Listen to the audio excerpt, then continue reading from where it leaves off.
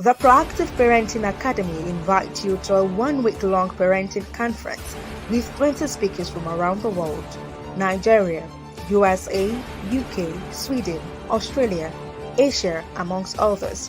Theme: Proactive Parenting at a Time Like This. Date: 22nd August till 27th August 2022. Time: 3 p.m. to 6 p.m. daily. Venue: live on the Proactive Parenting Academy pages on Facebook, YouTube, and Instagram. Speakers: Vivian Ijoma Ani, convener, Dr. Ife Obano, Dr. Vivian Okoye, Professor E.A. Itoma, Professor Umwacha Ogechuku, Runke Adeniyi, Prince Alex Madujemo, Fina Chichi, Professor Henry Odianose Limonde, Sandra Oluwadari, Chris Chokonyeri, Deaconess Ijoma Uba Onjuku, Ade Jones, Sheun David Olorinde, Nene Chinyemirim Oluwagbonhu, Mohe Francis Oko, Mabeth Chima, Chinyere Obina, Neme Boham. Come, let's build more capacity for productive parenting.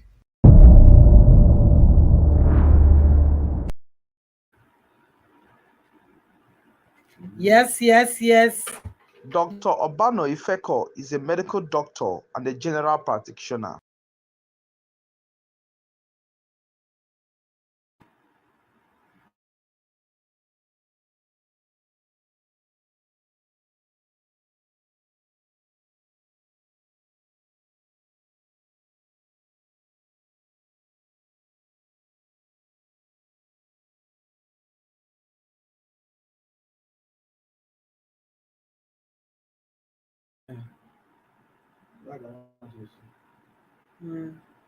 She's not appearing.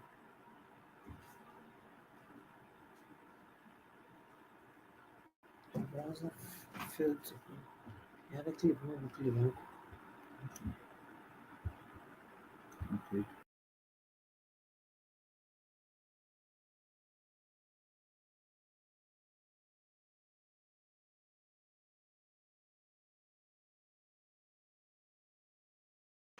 Thank you for having me here.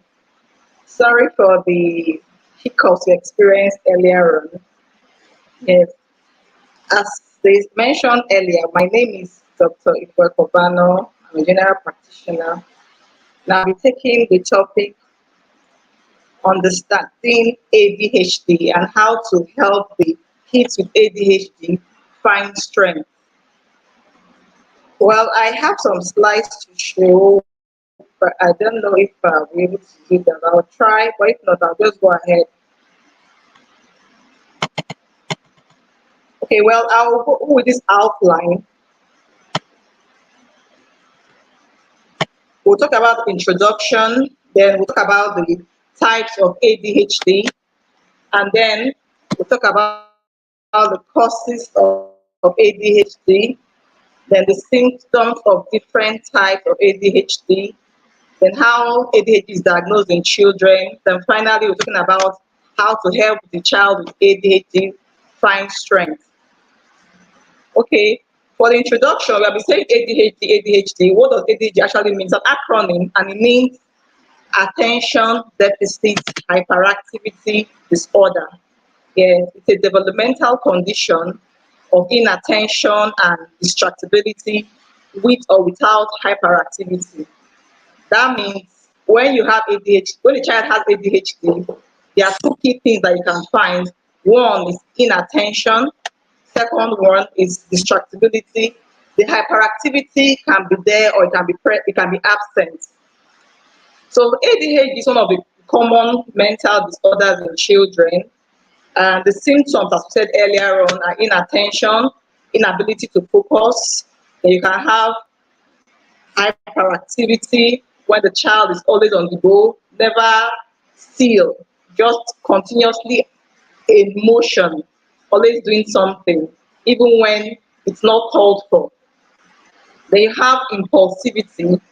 The child tends to act on impulse, just act in the moment, whatever comes to mind, just act. Whether it's appropriate or not. So these are like the three main things we find. Then ADHD is considered a chronic and a debilitating disorder, and it's known to impact the individual in many aspects of their life. So ADHD is something that lasts almost, I mean, it's long, lasts longer, is chronic, and it can affect the individual in different areas of their life. For example, their academic or professional performance, their interpersonal relationship, and daily functioning. So ADHD affects everything about the person. It can actually result in poor self-esteem and social function in children when not appropriately treated. You equally have adults that have ADHD, and such ones can experience poor self-worth, then sensitivity towards criticism, and increased self-criticism, possibly stemming from being criticized for over a long time. Then we have an estimated number of or percentage of 8.4% of children living with ADHD or experiencing ADHD, and for adults, it's a smaller percentage of 2.5. ADHD is normally identified in school age children when it begins to affect their performance in school. Most of the time in preschool children, it's difficult because you can just, assume it's just part of the child's character or its behavior, the way the child is, the way the child behaves or the way the child has been, how the child behaves, yes. But when the child is now in school and this same things start affecting the child's performance, then it calls for concern, and that's when parents normally seek for help, and that's when the diagnosis can be made. Then, as I said earlier on, you have the inattentive type. Those ones are normally present, and the hyperactive type, the symptoms of both of them normally present usually before 12 years of age. That means for a child to present with ADHD, you must have seen the symptoms, which we'll discuss later on. So we have mentioned some, but we'll discuss them in detail shortly. You are seeing those symptoms before the child is 12 years. If it happens before 12 years, after 12 years, it's unlikely to be ADHD. ADHD symptoms normally come up before the child gets to 12 years. Then after childhood, normally the symptoms can either exist to adulthood, that's one pathway, or can ameliorate and let that disappear completely. ADHD is more commonly diagnosed in boys than girls. Well, simply because boys tend to present more with the hyperactivity type, the hyperactive type. It's not as if it's more in boys, so but the diagnosis is made more in boys because they are the ones normally presenting with the hyperactive type of ADHD. Then the causes of ADHD, it remains somewhat unclear. It's not doesn't have a definite cause, but there are some certain propositions or suggestions, like research has shown that it's sometimes genetically related, and heredity plays a role in determining who gets ADHD. So somehow it tends to run in families. Then also, they are still investigating if it has anything to, there's a neurotransmitter called dopamine that seems to be related to ADHD, but it's still under research.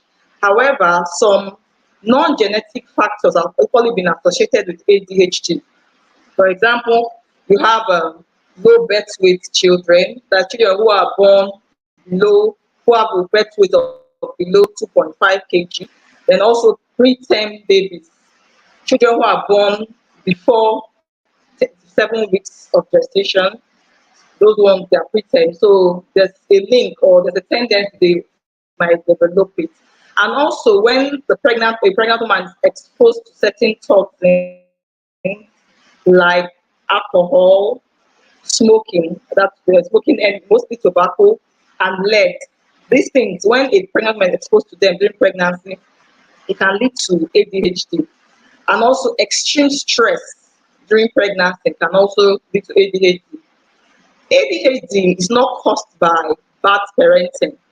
Sometimes when some maybe not other members of the family or friends, when they see some children behaving who have ADHD, when they watch their behavior, they will attribute it to bad parenting. That's not the case. It's actually a disorder.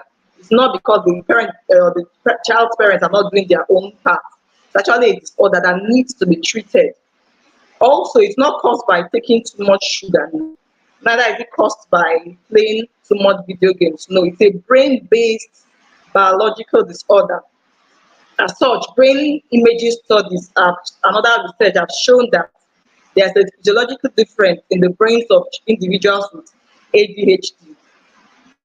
So now we'll go to the types of ADHD. There are three types of ADHD. We have the predominantly inattentive type, then predominantly hyperactive or impulsive type, and the combined type. For the inattentive type, I'll probably go down and talk about the symptoms of each of them, but just a summary. The inattentive type, the children have difficulty in focusing, finishing tasks, or following through with instructions. So when they are doing something, they can't focus for long, they just get easily distracted. Can give them a simple or task that requires minimal concentration or just a little duration of time, but they are not able to focus. After a little while, they just want to leave and do something else. Also, they find it difficult following through with instructions. They might start something and an instruction you give to them, they might start it, but they hardly finish it up. Then they're easily distracted, they are forgetful, they are daydreamers, their mind seems to be always somewhere else.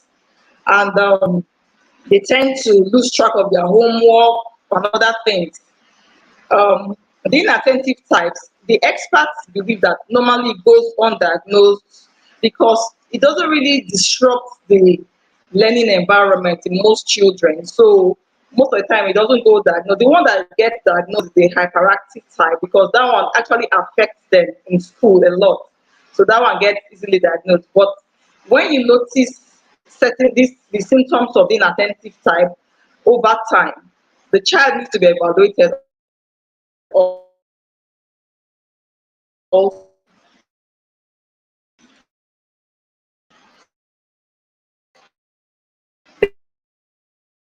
Then for the hyperactive type of ADHD, you have impulse. Okay, sorry, it went up a little. So the child is driven by a motor. The child is always on the go, just like having a motor without brakes. I mean, motor in motion without brakes. The child is always on the go. The child is jumping, climbing. The child can hardly sit still, except the child is asleep. If the child is awake, the child is always busy doing one thing or the other. So such ones, they are always moving, screaming, talking, even at inappropriate times. They are impulsive, impatient, and they tend to interrupt others. Then also there's another type, which is a combination of the inattentive type and the hyperactive type. So for the different types of ADHD, there are actually 9 symptoms of each type of ADHD. And these things are key because it's key in making the diagnosis. We'll talk about how the diagnosis is made, but we'll just run through the 9 symptoms of each type now. For the inattentive type, you have one of the symptoms is they often fail to give close attention to details. They often fail to give close attention to details. They make careless mistakes, mistakes that are not supposed to be made. As you want, why will you make this kind of careless mistakes? But actually, because of the disorder they have in school, at home, when they are, homework, schoolwork, just make careless mistakes. Then also, that's the first symptom for the inattentive type. Second symptom, they have this difficulty in sustaining attention in tasks or play activities. I mentioned it earlier on. They often seem to listen, they not seem to listen when being spoken to. So a child with inattentive type, if you're talking to the child and you discover the child man somewhere else, definitely looks so distracted whenever you're talking to the child. Then the fourth symptom is that they don't follow through on instructions and they fail to finish their homework, their chores. Then for older adolescents, they fail to finish, maybe their works or maybe give them certain specific roles to play, they find it difficult to complete it. That's the fourth symptom. Then the fifth symptom, they have difficult organizing things and activities. anything that requires a sequence. If you say you do this step by step sequence, they find it difficult because definitely they might start up, but along the line they get distracted. So they find it difficult to organize things that require a sequence. They also find it difficult keeping materials and belongings in order. They are messy, disorganized, they have poor time management. Then the next symptom is that they equally avoid, they dislike, or are reluctant to engage in anything that requires sustained mental effort. Anything that will require them to sustain their mental effort for a significant number of time, they don't like it. So you see them, they shy away from such things. Also, they tend to lose things or necessary for tasks or for activities. When you give them things that are they're supposed to use for a particular task or activities, they drop it somewhere and they will forget. They don't know how they'll just lose it. So when you give them things to work on something, by the time they time to work on the thing, they probably have lost most of the things they're supposed to use to carry out the task or the activity. Also, they're easily distracted by external stimuli. Any little thing, they are distracted. And also, they are forgetful in their daily activities, their daily routines. They always forget their daily routines. Something they do over time, but they keep forgetting it. Yeah. That's the inattentive type. Then for the hyperactive type, they equally have 9 symptoms. First one is that they often fidget or tap hands or feet or squeeze when they are sitting down. Such children, they can't sit still. Whenever they are sitting, they're either tapping something, they are touching something, they can't sit still. Whether they're despite anywhere they are, whether they're in the classroom, in a church setting, in any outdoor setting where they have to sit down still, they can. They're always looking for something to do. So even if you force them to sit down, you see them very restless on their seats. They're just doing one or two things. Either they're touching their hand, they're tapping somewhere, they're looking for what to play with. So that's the first thing for the hyperactive type, first symptom. Also, they normally leave their seats in situations when remaining seated is expected. For example, they will leave their place in the classroom, they'll jump around, they won't sit down in their place. When the teacher is teaching and they're supposed to be sitting down listening to the teacher, no, you see that they'll just jump out of the seat suddenly and start running around the classroom. Same thing, they equally find it unable to play or engage in leisure activities quietly. They are very loud. They are very loud, as in they can't engage in any leisure activity quietly. If you ask them, oh, play quietly, they can't. They're always either jumping, they're hyper, as in they are hyper in that way. They're always active. So they can't engage in leisure activities, even when they are told quietly, even when they are told to do so by their parents or their teachers, they can't do that. They are often on the go. That's like there's a motor driving them. They find it uncomfortable to sit down in a place for an extended period of time, even in restaurants, in meetings, wherever, they find it difficult to sit down. They also run around, climb in situations that is inappropriate. When they're expected to be seated still, you see them running around, climbing, and also they talk excessively. They're always talking. They hardly keep quiet. They even talk when they're not supposed to talk. They interrupt in discussions when other people are talking. They just barge into discussion and start talking. They normally blot out an answer before a question is asked or completed. So such children, before you ask a complete question, they're already answering. They are just answering. And they find it difficult to wait for their turn in anything, whether on the line or in the queue. They find it difficult. They want to jump and go forward before everybody. And finally, they often interrupt or intrude on others. As I said it earlier on, when you just come on board, they can just interrupt when someone is talking. They can just intrude. They can take over a conversation when they're not even called into the conversation in the first place. So these are the symptoms of ADHD. As I said earlier, there are 9 symptoms for the inattentive type and 9 symptoms for the hyperactive type. For you to diagnose the child with ADHD, the child must have been seen to present with at least 6 out of the 9 symptoms of each of the types. So for you to diagnose inattentive type, the child should have presented at least 6 symptoms of the inattentive type. For the hyperactive type, the same thing, 6 symptoms. and you must have seen it for up to 6 months persistently, 6 months, and it must occur in two or more settings. For example, it can occur at home and in school. Yes, when you notice the child is manifesting these symptoms, as I said, at least six of them, not just one or two, because children definitely they might have one or two of these symptoms as part of how they behave, but it's not enough. The child must at least manifest up to six of these symptoms and must have been seen to have occurred for over a period of 6 months and in two or more settings. So now we're going to how to help the children with ADHD find strength. The fact is that when you discover a child has ADHD, it's believed that you can help them through a multimodal approach of management. That means not just one thing you do. There are different ways you can help the child, which we'll further discuss. So it's a multimodal approach. It involves a couple of people, the healthcare practitioner, the parent, the teacher. Everybody has a role to play in managing the child with ADHD. So it encompasses the treatment or management, encompasses therapy and medical interventions also.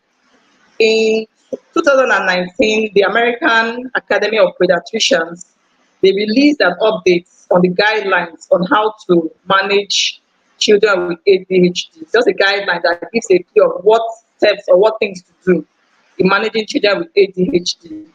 So I'll just run through the recommendations, and I'll now talk in details, the one that relates to parents and teachers. I just breeze across that of healthcare practitioners also. So the recommendation is that any child or adolescent aged from 4 to 18 years who presents with academic or behavioral problems and symptoms of inattention, hyperactivity, or impulsivity should be evaluated for ADHD. So when you see these symptoms happening in a child, don't just overlook it. You can take them to the hospital, to the pediatrician to be evaluated whether they actually have ADHD or not. Yes. Then secondly, for evaluating the children, the primary care physician should equally screen for other comorbid conditions because there are other things that can equally present with certain symptoms of ADHD. So the primary care clinician will equally screen for those things also. Then for preschool children aged from 4 to 6 years with ADHD, the primary school care clinician will prescribe what's called evidence-based parent training in behavior management.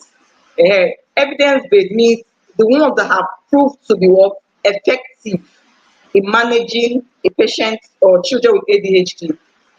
Well, as we go down the presentation, I will talk more in detail about parent training in behavior management.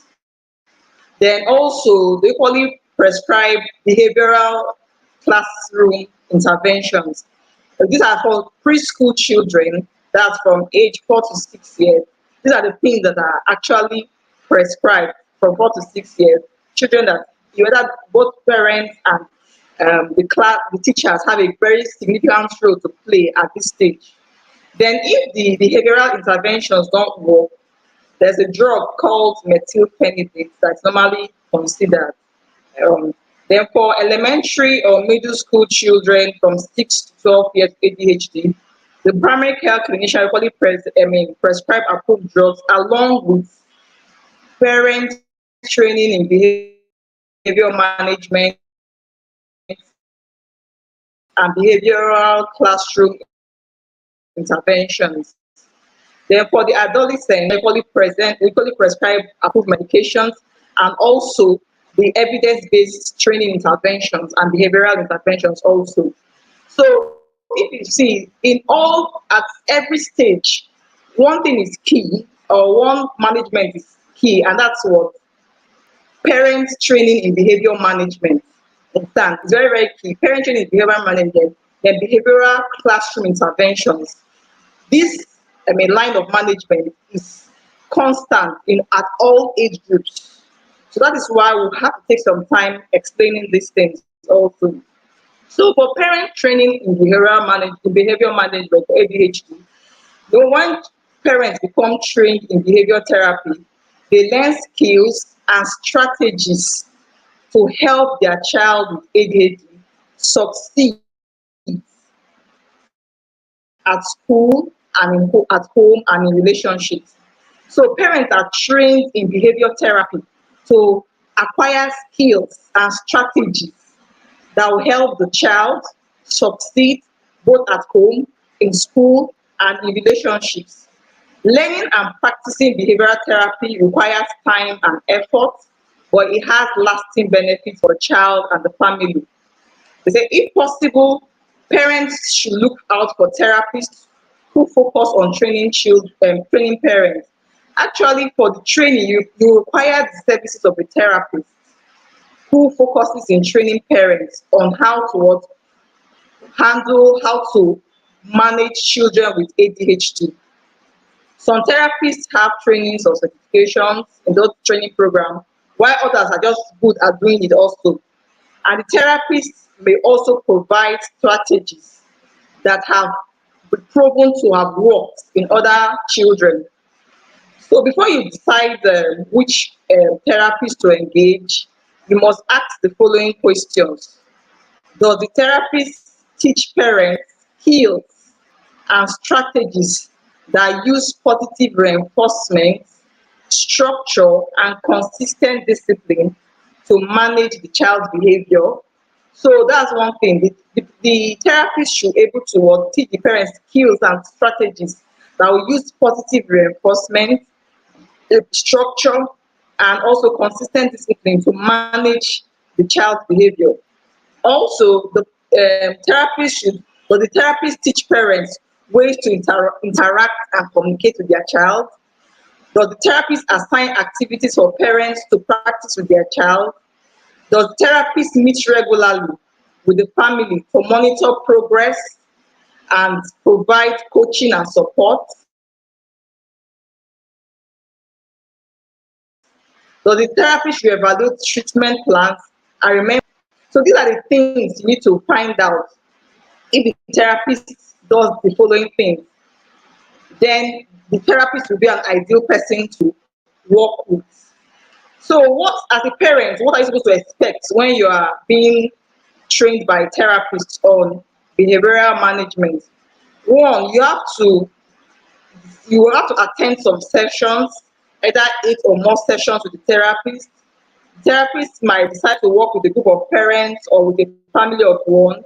The therapist meets regularly with the parents to review their progress, provide support, and also adjust strategies as needed to ensure improvement.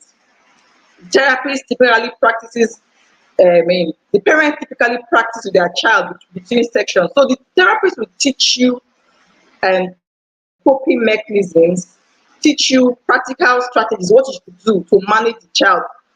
And then you practice these things in between sessions. Then when you come back, you give a report on how the child is doing and how effective those strategies are.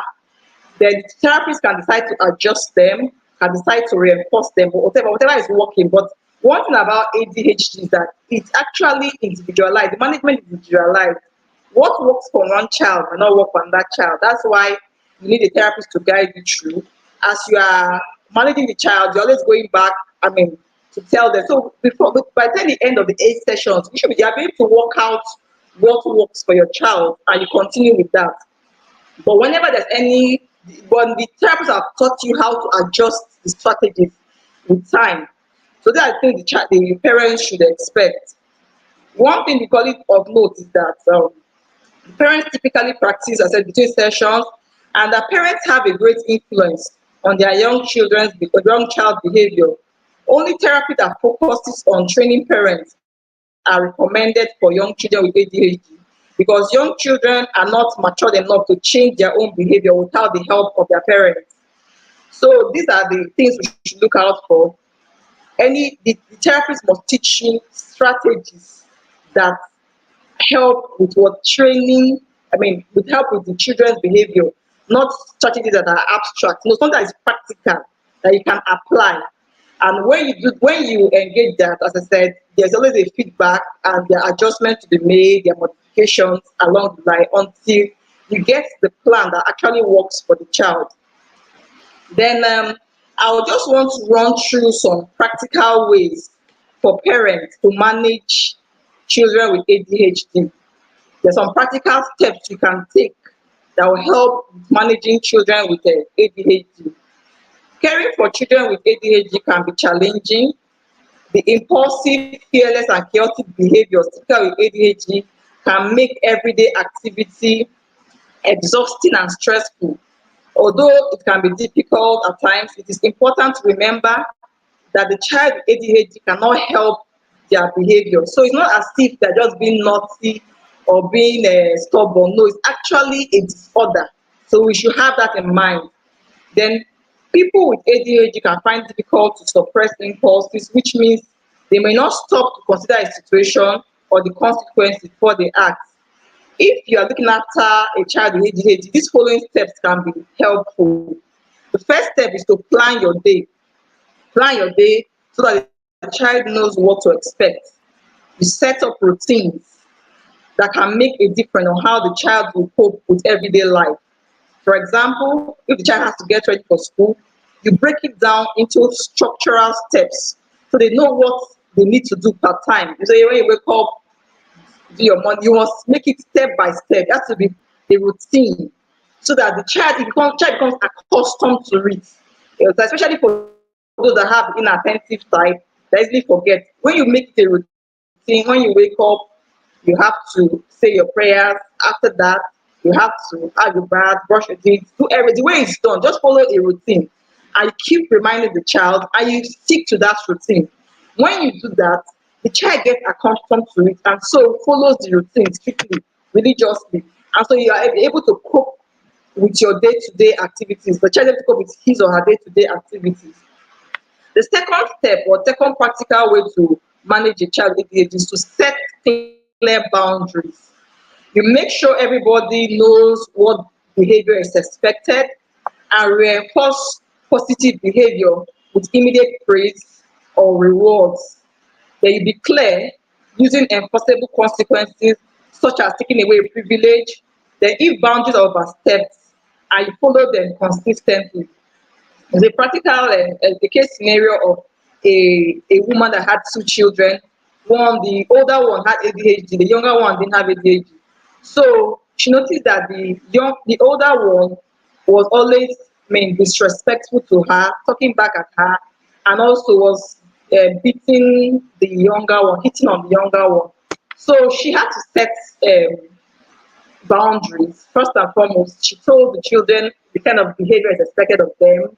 You're not supposed to talk back at their parents. You're supposed to talk back at elders. The kind of behavior is expected of both of them. And one thing, when you're doing it, you don't just restrict it to the ADHD child. You restrict it to set the instructions for everybody in the house, so that the ADHD child does not feel that he has a particular control, is ostracized or he's not loved. So whatever boundaries are set, it has to be for everybody in the house, for every child in the house. So the woman set boundaries and said whenever they behave properly, they will gain TV time. And so whenever they don't behave properly, they will lose their TV time. Then the boy, because of that, the ADHD child was behaving better and they were getting TV time. But the setback the woman had then was that he was still hitting the younger one. Whenever they had any form of disagreement, he would hit the younger one. So she came up with another strategy and said a new rule that everybody should keep your hands and your feet to yourself. Don't touch anybody. Don't hit. If you hit anybody, you will lose TV time. And so the boy was not still. He was still hitting the younger one. And so she found out another thing to do. And she said, okay, if you hit anyone, you have you stay on your own. They'll put you in a separate place for some minutes or for some few minutes. You have you just be totally isolated. You won't stay where other children are playing. You just stay on your own for some minutes. And of course, the mother was going to put the child in a place where she could watch the child. And then the boy, well, when he hits the younger one, he had to stay out for some minutes. And then the mother equally noticed that when he stayed out, immediately his time out is out. He will rush back and go and hit the boy again because he had not really calmed down. And so the mother now said he will stay out and he will stay for extra 5 minutes after he calms down. So because when he stays out, he'll still be screaming, he'll be restless on the seat and everything. So the mom said, when you calm down, then we can now count for 5 minutes, after which you can now go back to play or do whatever activity you're doing prior to that time. And so that now worked. The boy was calmer and he was no longer beating the younger one. So that's what about ADHD. When it comes to parent training, behavior management, you have to keep adjusting until you get to what works for your child. Also, you have to be positive. You have to give specific praise instead of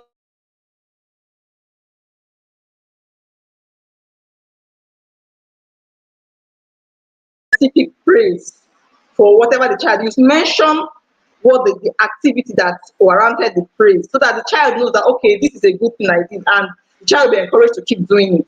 So you have to make it clear what your child does that makes you pleased and why. Then also you give instructions. If you are asking your child to do something, you give brief instructions and be specific. So if, instead of saying, can you tidy your bedroom, you can say, please, can you put away your toys in the box? Can you put the books back in the shelf? This makes it clearer so that your child knows what to do, and it creates opportunities for praise when they get it right. So for ADHD children, you don't just give generalized instruction. You must give specific instructions. Like you say, do this. You must give exact instruction, what you exactly want the child to do. And when the child does it properly, you must learn to what? Praise them so that they know that what they have done it was. So next time they will still do the same thing.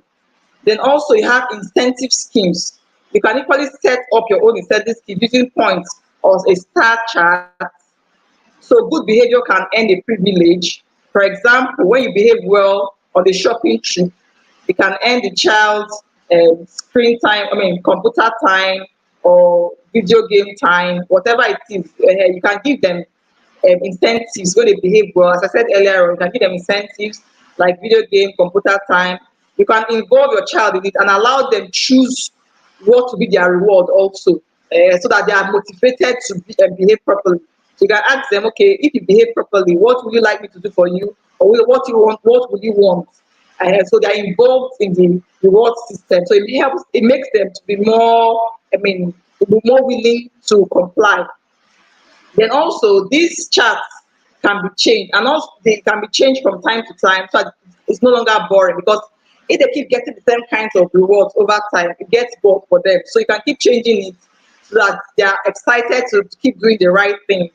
And the target should be immediate rewards, for example, daily, intermediate, weekly, and long-term monthly. So if you tell them, if you do this thing over time, for if you are consistent for months, you will earn this.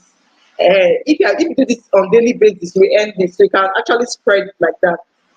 Then also another practical way for parents to deal with children with ADHD is to intervene early. That means you watch out for warning signs. If your child looks like they are becoming frustrated with a particular approach, whether they are becoming overstimulated, they're about to lose self-control, don't intervene. You can distract the child if possible by taking them away from the situation that is causing them to lose control, to get overstimulated or get frustrated, and this can calm them down. So you learn to intervene early. If you notice that the child is getting irritable or something begins to just try and separate them from that situation or distract them from that situation. That can help them calm down. So if you take your children out and you discover that something is definitely trying to trigger the symptoms in the child, you can just quickly distract the child or take the child out from that situation. So that helps with the symptom. That helps the child to avoid that manifesting that symptom. Then also for social situations, you keep social situations short and sweet. You can invite friends to play, but keep playtime short so that your child does not lose self-control. You allow to play, but Playtime should not be too long. If not, they lose self-control and they become very, very hyperactive and they don't want to stop. So do not aim to do this when the child is feeling tired or hungry or such as a day after school. No. You look for when the child is well rested, maybe over the weekends or something, and then you can engage in social activities. Then for exercise, make sure your child gets a lot of physical activity during the day. Physical activity like walking, skipping, playing any sport can help the child wear themselves out and improve their quality of sleep.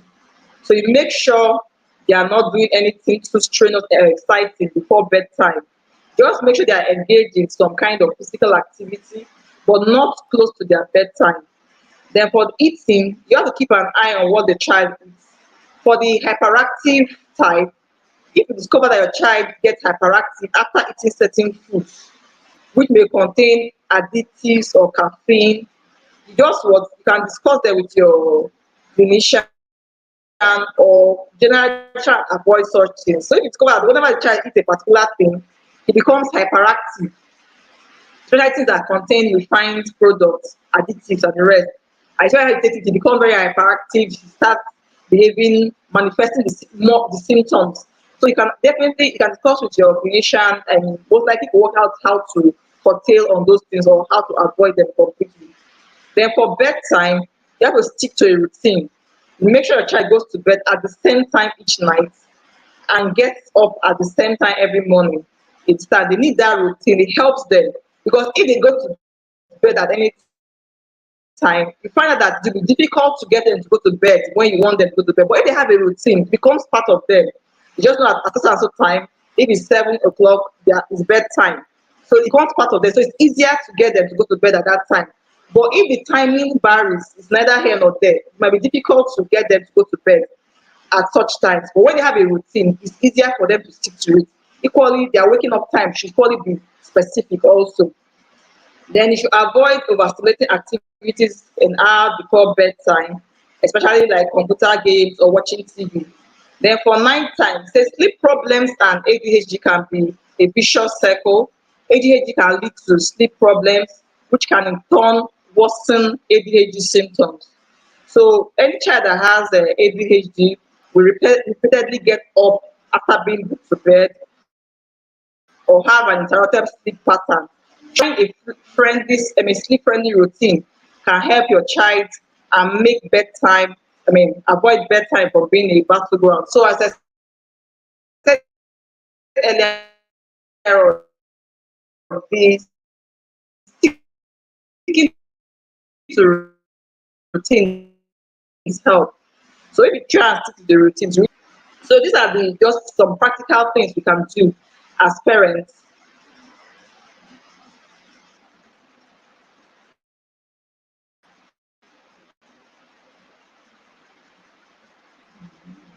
So these are some practical things you can do as parents to, as we mentioned in the guideline we're talking about, is classroom treatment strategies for ADHD students.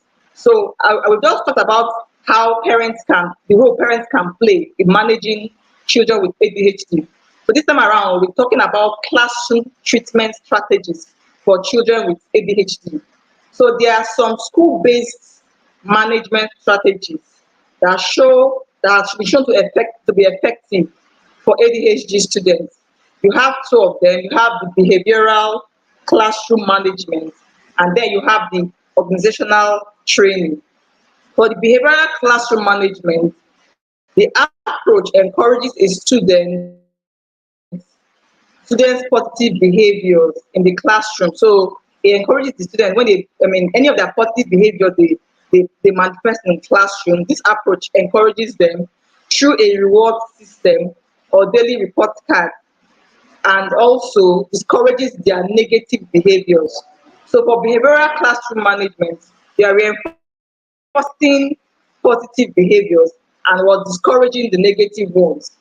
Then this teacher-led approach has been shown to influence, student behavior in a constructive manner, increasing academic engagement, and also, especially it's used in elementary schools, majorly. So it just the teacher helps keeps a structured way of what reinforcing positive behavior.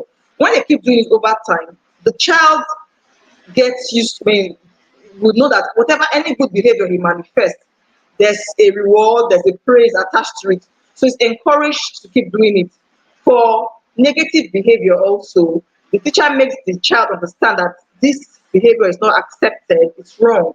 And so when the child keeps, the teacher keeps reinforcing these things, the child understands the difference between positive and negative behavior and can now stick to the positive ones, which earns him some praise and some rewards.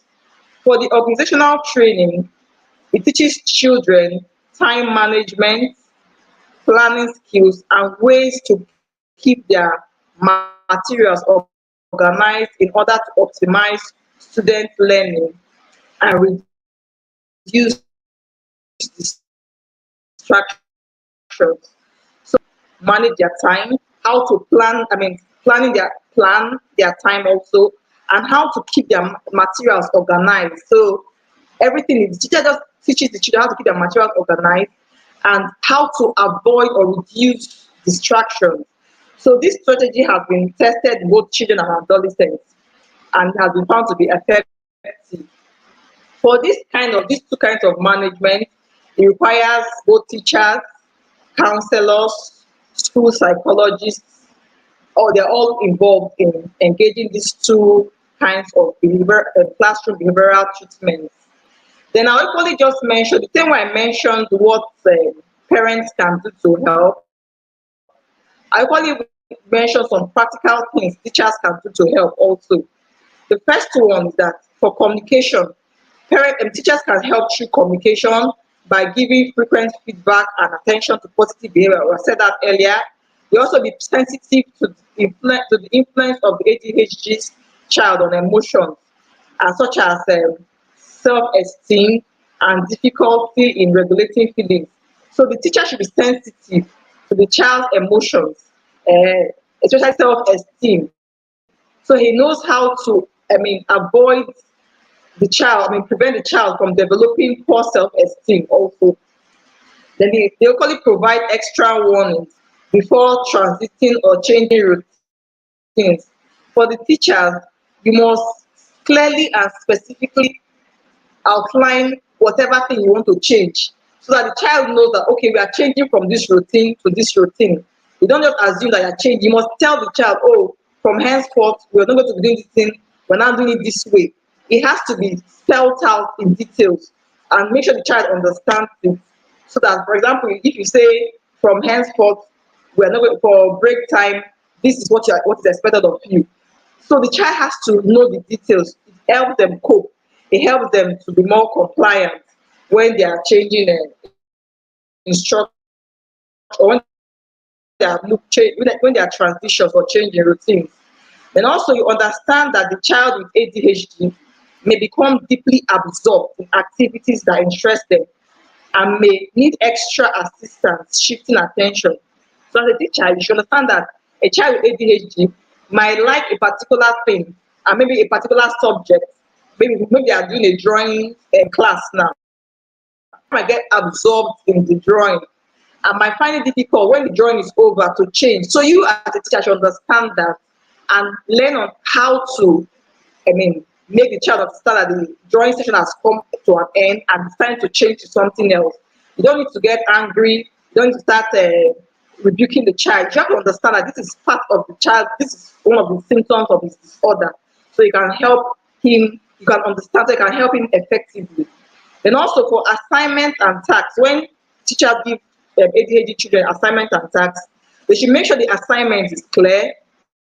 They should check with the students if they understand what they're expected to do. Whatever assignment are given an ADHD child, you must make sure they understand it. You don't just assume. For them, you must take out time to make sure that they understand what is expected of them. And also, you must provide choices to show mastery. You must provide choices to show mastery. For example, you let the students choose among written essays, give them options It's easier for them. You give them options on what to give them options to pick from. So for ADHD children, they work better when they are given options. And so whatever option they choose, you can be rest assured that they'll do well in that particular option. If there's an essay for them to write or anything they don't need to do, you try and give them option. And when they choose anyone, they'll definitely do well in that particular one. Then you also make sure that assignments are not long or repetitive. They should be short assignments that provide little challenge without being too hard and will without being too hard. Those ones are the ones that they will do better with. So don't give them very lengthy assignment because you might find it difficult to complete it. So give them short assignments. They call it allow breaks for children with ADHD. You must give them time to take a break. They cannot because they can't stay. I mean, they can't maintain focus for a long time. So you give them breaks in between so that you can help them calm down, then come and continue where they stopped from. Because if something is too lengthy, it becomes tiring for them, they lose focus, and they find it difficult to concentrate. Also, you allow time for them to move and exercise. You minimize distractions in the classroom because they are usually easily distracted. Try as much as possible to minimize distractions in the classroom. Then you use organizational tools such as homework folders to limit the number of things the child needs to do. So you must help to like enumerate or number what the child needs to do in a way that the child will say, okay, you're supposed to do this number one, number two, number three. Try and make it easy for the child to know what is expected of him or her. Because if you just put everything together, the ADHD child might find it difficult to really, know what is expected of him. But when you list them out in an order or you arrange them in an order, they are able to know what they're expected to do. Then for a child or for the parents or teachers also, you try and develop a plan that fits the child.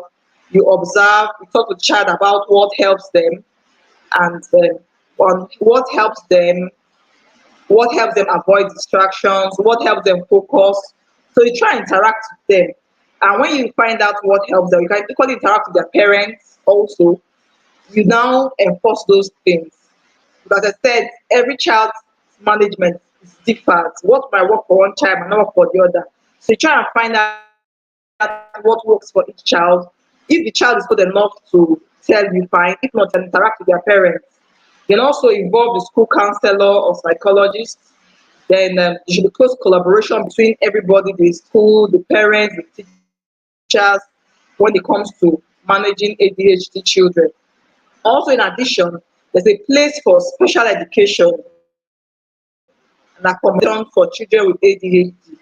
There's some children with ADHD that cannot, I mean, function or they cannot attend a regular school. Understand? Maybe based on the symptoms they demand special education. So when that kind of child has been found out to need special education can either provide individualized special services to meet the unique needs of the child, or it can provide services that will adjust the learning environment to meet the needs of the child. So when it comes to special education for children with ADHD, it's either the special education is providing specific educational needs or to meet what the child needs, or is adjusting the environment to help the child. So that's the two things that can happen when a child requires special educational services. So these are actually, I mean, available. I don't know about in Nigeria here, but I think there should be some. It's not very common, yes, but some children can function in the regular school. So children with ADHD can function in the regular school. So at such times, you seek out for special educational settings that attend to children with ADHD so that they can have better performance in their academics. Then some other things we talk about like accommodations for children with ADHD in school. For accommodations in school, we have things like extra time on tests. So for children with ADHD, you can equally give instruction and assignment tailored to the child. You can have positive reinforcement and feedback. You can use technology to assist the child on the task. You can equally allow break time, as I said earlier on. They change the environment to limit distractions and extra help with staying organized. These are accommodations the teachers or the school can do to help the child with ADHD. So we have discussed the roles parents can play and the roles the teachers can play. I'll just briefly mention medication in ADHD. As I said earlier on, it's a disorder and it has medications that can be used, their medication can be used to treat ADHD. I'll just mention it in passing, but it's not, you're not the one to, the teachers or the students, are not, I mean, the parents are not going to prescribe the medication. No, it's the clinician that will prescribe, the primary care clinician, the dietitian. If the doctor feels the child needs the medication, then they will do the prescription. But as parents, all you need to do is to know the drugs and give them regularly. So regarding medication for ADHD, they say stimulants are the first line therapy and probably the most effective treatment. For example, you have stimulants for treatment of ADHD, and they include methylphenidate, dextroamphetamine, dexmethylphenidate, Licks dexamphetamine, said dexamethylphenidate, and amphetamine. All these are stimulants. You don't need to start cramming the names, they're not necessary. So these are stimulants that are normally used at the first line of treatment, especially in preschool children. The amphetamine was an approved medication. However, the recent guidelines show that methylphenidate gives better results when behavioral interventions are not sufficient. If you can recall when we were mentioning the guidelines, we said for preschool children, you start first with behavioral interventions with both the parents training behavioral management and the classroom behavioral management. It's when these ones fail in preschool children that you can now introduce medications. But for other older children and for adolescents, most of the time, while you are, I mean, working, when you equally go along with these behavioral interventions, they are equally commenced on medications also. So we said for preschool children, methylphenidate is first line, but generally for every other children, the stimulants are first line. Then they also have other newer drugs that are equally, I mean, still used for treating ADHD. You have alpha agonists, you have clonidine, guanfacine, you have the selective non-epinephrine reuptake inhibitors. That's the you have atomoxetine and other approved options. There are also newer ones like the methylphenidate extended release, Jonane, that's the trade name. It's normally given at night. You understand? Then the effect starts in the morning. You have a whole lot of drugs. I can see you guys already standing by. So you have whole lot of drugs, but primarily, one thing that should be noted is that you might need to alternate different drugs before you now get the one that is really. So if the clinician changes the drug, you don't feel angry or you don't just have to be patient. You have to get one that is really effective for the child and you can now stick to it. So in summary, neuroscience, brain imaging, and clinical research tells us a few things about ADHD.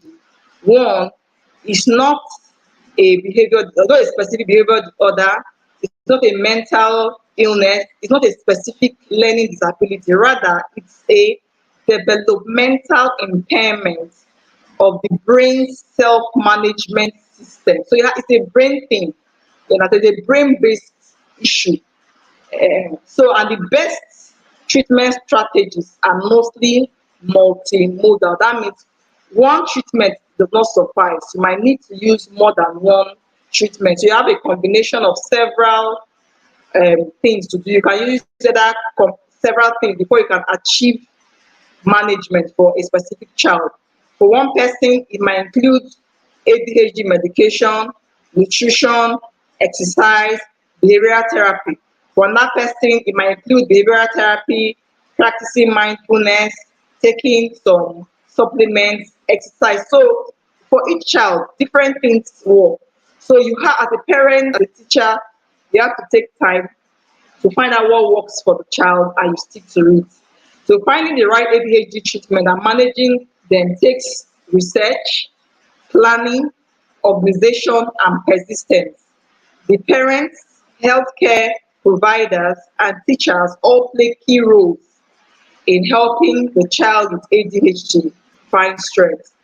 So that's the end of the presentation. I hope we have been able to learn one or two things concerning ADHD and how to help the ADHD child find strength.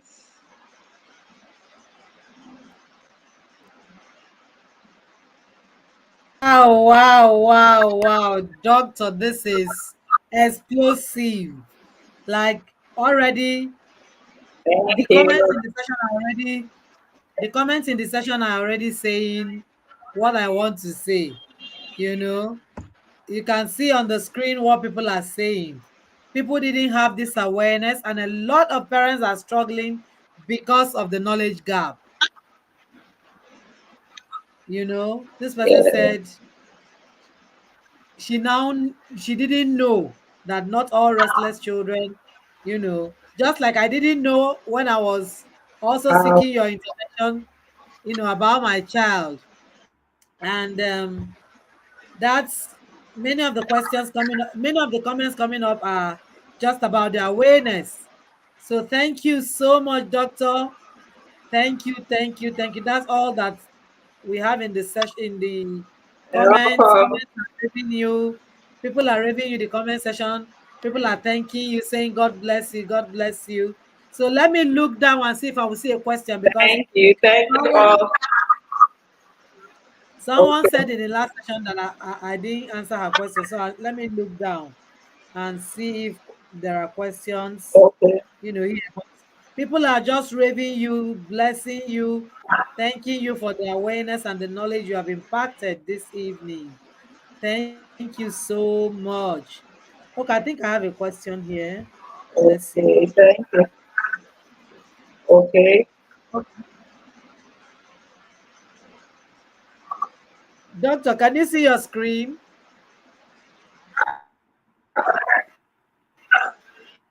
Can you see your Yes, I screen? can.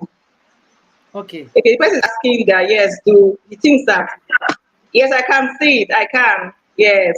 It's actually asking if adults have this sickness. Of course, I mentioned it earlier on that 2.5% of adults have this illness, because the illness can actually progress to adulthood. So, yes, Wow. there are adults that have ADHD, and treatment equally involves medication, you understand, and also some kind of training, some behavioral training. So the person has to consciously, through maybe the aid of a psychologist or a therapist, you understand, when the person notices that it's having this kind of thing, can seek the help of a therapist that will help with helping him develop some coping strategies. For example, when I mentioned some people find it difficult to stay in a place, you understand, they're very, very restless. Even as adults, they still manifest it. They can't stay in one place, they're very restless. They still manifest at least six of these symptoms of ADHD. So it happens in adults also. But the good thing is that Yeah. they are, for when most adults require medication. But of course, it has to be with the consent of the adults. They require medication, and also they probably require some level of what training, some therapy, which can be provided by a psychologist or a therapist also. So yeah, there are adults that have it. Wow. People are raving you in the comments, raving you that this is a whole lot of Okay. lecture, you know. People are thanking you Uh, for the Thank impact you, this thank is. you. Yeah, that's what we have in the comment section. People are just thanking you and thanking you and thanking you. Thank you so much, doctor. Thank you for this explosive You're session. welcome. This was really huge. Yes. You touched every Thank you for area having and me. all Yes, I among the appreciate people that you the work together, the healthcare provider, the opportunity. teachers, and the parents. So thank you so much, Doctor Wu. We will Yes. also come again and again and again so that we can get this knowledge from Thank you you. thank you so much. I appreciate the opportunity. I look forward Thank, to working with you in future also. Thank you so much. thank you, Doctor. So, people, you can agree with me that today was very, very explosive. Like Coach Ade just brought down the Rema from heaven, and it's been something explosive. It's something impactful. It's been transformational, and we are grateful for all the speakers that we had today. Doctor said a lot of things about ADHD and what it can cause for children and even adults. And that's why I'm bringing up this very explosive book called Life Begins from Childhood. Life Begins from Childhood actually touched every area of parenting. In fact, someone called it Encyclopedia of Parenting. That's what a parent who have read this book called it. And doctor said a lot about what ADHD, how ADHD can also affect the child's self-esteem. And one of the things that we shared in this book about child development is self-esteem, healthy self-esteem. I shared on 10 different angles and different areas every parent needs to develop their children. And because ADHD children are very restless and impulsive, they get to hear, sit down there, shut up, I will spank you, I will do this, I will do that. It affects their self-esteem. And many of us adults are struggling, you know, because of poor self-worth and low self-esteem. We don't have confidence to face life, all because of the way we were shut down, growing up as children. So if you don't have this book, I want to encourage you to get this book. You can get this book everywhere within the country. We have sent cities in Nigeria, all over Nigeria, where you can pick up your book, your copy of this book. And we'll be sharing details in our different social media handles and programs for you to get a copy. If you also want to get a copy, send a chat on the screen, on the number scrolling on the screen, on how to get a copy of Life Begins from Childhood. Life Begins from Childhood is power packed. Everything you need to do with your children within the ages of 0 to 12. Doctor said it that 0 to 6 is actually when we need to pay attention to our children and what we do with them, because that's where all the dysfunctionality starts from, you know. So you need to get this book. You need to get a copy of this book. Life Begin from Childhood is an amazing book. It's an amazing book. Everything you need to know about your childhood and the childhood of your children, who you are not the one taking them on the journey of life, is in this book. So try and get a copy. While we also do that, you can see on the screen about our program, the Build Your Home Tribe. You can get all the information in this conference and you get overwhelmed because you do not know how to put them into perspective and how to break them into bits and pieces and be able to walk through a journey and a process. It is in the Build Your Home Tribe, we break them down. All of the things that we need to learn, all of the things we need to, use daily in our journey with our children. That's where we break them down in different modules that are contained in the Build a Home Tribe program. Build a Home Tribe is an amazing program. I don't even know how to, I don't even want to start talking about it because we have modules for that program from January to December, explosive modules. And that's why you have access to many of the professionals that also work with us in the academy.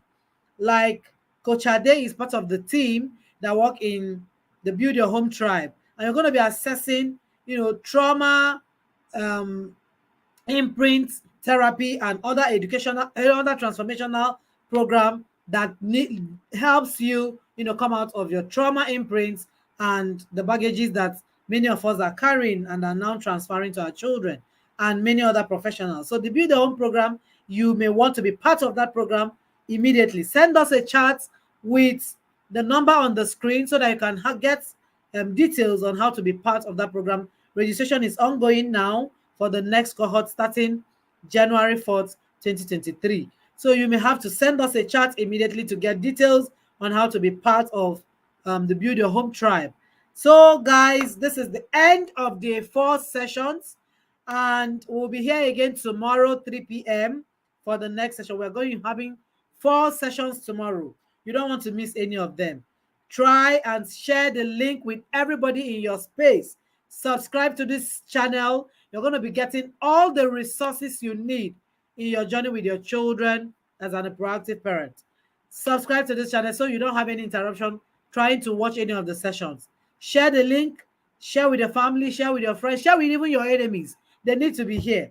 Every one of us need this knowledge to be able to do better with our children. I love that quote by Mayo Angelo that says, you do what you know until you know better. And when you know better, you do better. So get everybody in the space. Get everybody to know that something is happening here and that we all need to be here to be able to know and do better. So thank you everyone for being in this session. We'll see you again tomorrow, 3 p.m. the first session, and then we take it down till the 4th session. It's going to be another explosive sessions like it has always been. God bless you, and we'll see you again tomorrow. Do have an amazing night.